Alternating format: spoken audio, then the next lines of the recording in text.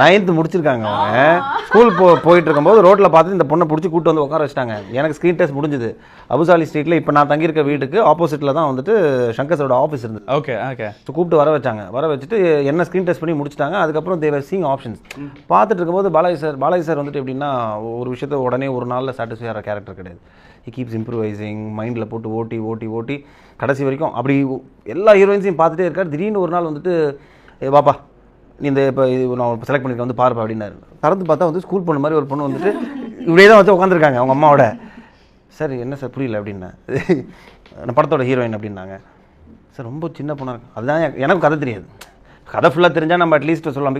எனக்குமே early stages of cinema I'm just அதாவது ஒரு லேர்னிங் ப்ராசஸ். அப்போ தான் கற்றுட்ருக்கேன் சினிமாவை. சரி சார் ஓகே சார் அவ்வளோதான், அதுக்கு மேலே என்னத்தை சொல்கிறது, கதையும் தெரியாது.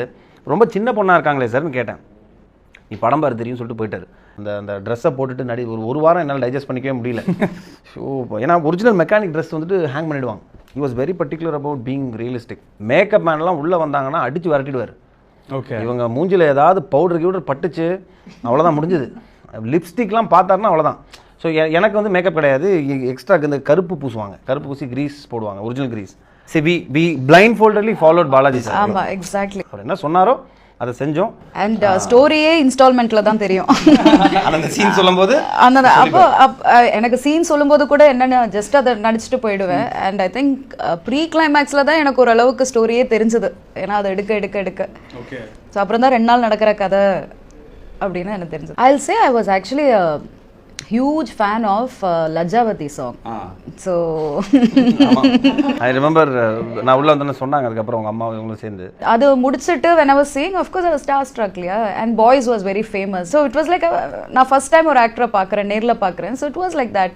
But he was very nice. He made me feel very comfortable. எனக்கு மானிட்டர்னா என்னன்னு தெரியாது, டேக்னா என்னன்னு தெரியாது, எல்லாத்துக்கும் நான் ஒரே மாதிரியே பண்ணிட்டு இருப்பேன். அப்போ he used to explain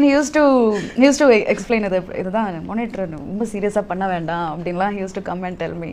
so நிறைய விஷயங்கள் as a friend he was there. என்னோட ஒரு ஃபர்ஸ்ட் மூவியில் I worked with a very good co-star.